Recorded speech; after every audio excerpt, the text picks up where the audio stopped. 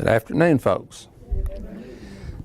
And greetings to whomever may hear this.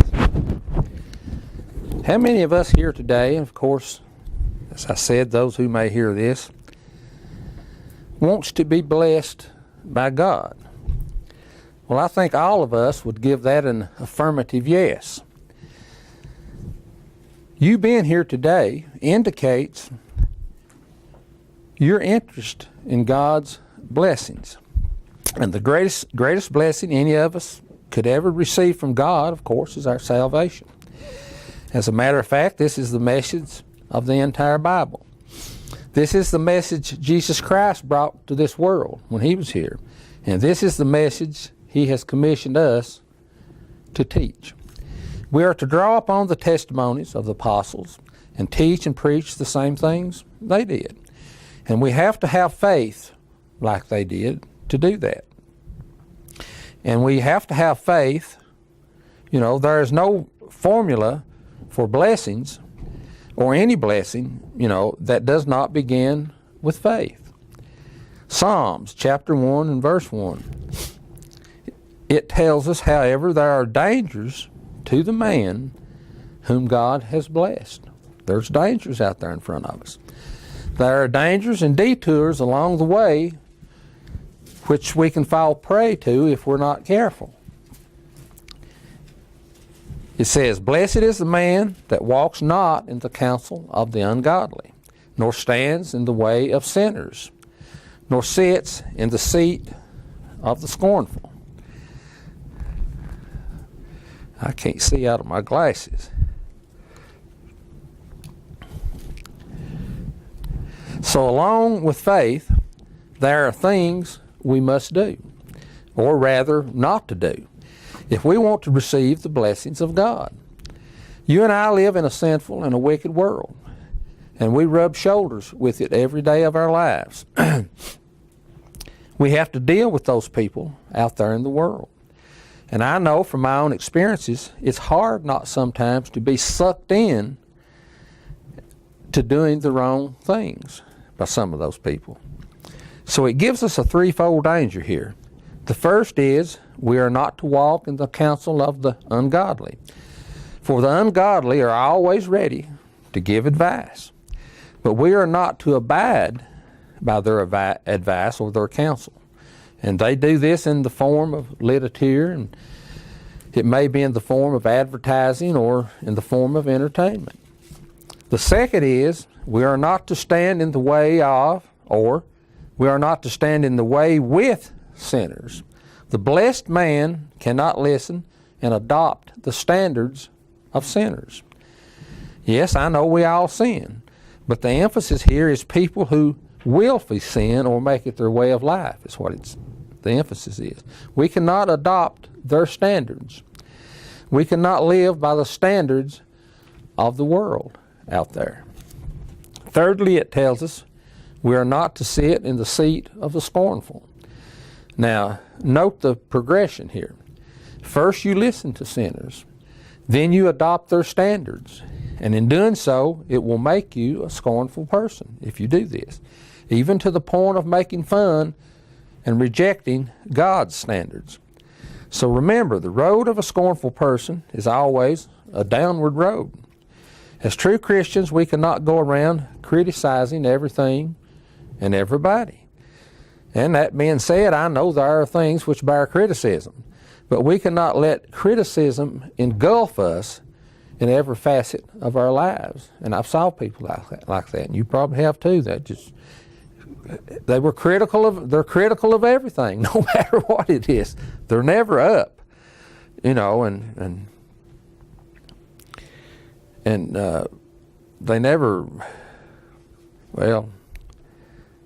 what I want to say won't come to my mind at the moment, but they're always critical. They never give honor to anything. And these are dangers we must avoid. Then in verse 2 of Psalms chapter 1, it tells us the delight of the man, it tells us of the delight of the man blessed by God. It says, but his delight is in the law of the Lord, and in his law does he meditate day and night. So a person truly blessed of God takes delight or is truly happy by the words written in this book. And he has learned to love the laws of God and strives to live by them. To some, this book is a boring thing, but not to the blessed of God. To some, it is fantasy, but to the blessed, it is truth, and it is his food day and night. To some, it is only information, but to the blessed man, it is his inspiration for life. And not many, sadly to say, in the world today, makes God's law their delight. There's very few of us. You must move against the tide in order to do this.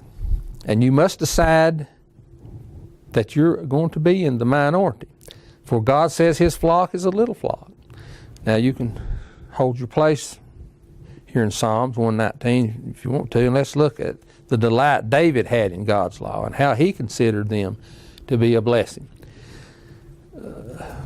Well, Psalms 119, that's where we're going, I'm sorry. Verse 1. He says, "Blessed are the undefiled in the way, who walk in the law of the Lord. Blessed are they that keep his testimonies, and that seek him with a whole heart. They also do no iniquity. They walk in his ways. You have commanded us to keep your precepts diligently. Oh, that my ways were directed to keep your statutes. Then shall I not be ashamed when I have respect unto all your commandments." Verse 16, "I will delight myself in your statutes." This is David speaking. "I will not forget your word." And then verse 47, on over in verse 47, he says, "I will delight myself in your commandments, which I have loved." And then also verse 77, he said, "Let your tender mercies come unto me, that I may live, for your law is my delight." So we can see David had a delight for the laws of God. Now, verse 3, back in chapter Psalms 1 where we started there, it tells us of the destiny of the person blessed by God. It says, "And he shall be like a tree planted by the rivers of water, that brings forth his fruit in his season. His leaf also shall not wither, and whatsoever he does shall prosper." If we delight in the laws of God, we will prosper. May not be what we want all the time, but we'll have what we need. You know, what a beautiful illustration this is. "He shall be like a tree planted by the rivers of water." You have this tree, reaching down its roots into the stream for nourishment. And I'm not going to turn there, but over in Revelations 22:1, it talks about the river of life, proceeding out of the throne of God and nourishing the tree of life, which bear 12 manner of fruits. This river represents God's Holy Spirit. And then in Galatians 5:22 and 23, it tells us what the fruits of the Spirit are, or the blessings of the Spirit. And that is love, joy, peace, long-suffering, gentleness, goodness, faith, meekness, temperance. Against such there is no law. It only lists 9 here, where it said these 12 manner of fruits. It only lists 9 here. But if you go to Matthew 5 of what we call the Beatitudes, you will find the other 3. Blessings of the Spirit, the poor in spirit, which is the blessing of not being spiritually arrogant. Then there are comfort for those who mourn, and mercy. So there's all 12 of them. All these things are the fruits of the Spirit, or the blessings of the Spirit. These are things God has given to the blessed man. It tells us his leaf shall not wither. Our testimony of God and our teaching of God will be strong. And whatever we do shall prosper. Then Romans 8:28 tells us that we know that all things work together for the good of them that love God, to them that are called according to his purpose. Therefore, if we are doing God's will and involved in doing God's work and purpose, which is preaching that same good news which Christ taught and the apostles taught when here on earth, then God will bless us. And if we truly love God, then that's what we will be doing. Then in verse 4 here in Psalms 1, here we see the difference between the blessed man and the ungodly. It says the ungodly are not so, referring, of course, to all the blessings we've been talking about. He said the ungodly are like chaff, which the wind drives away. And I can personally relate to that analogy. He's speaking of grain here. I grow my own corn in which to make my own cornmeal.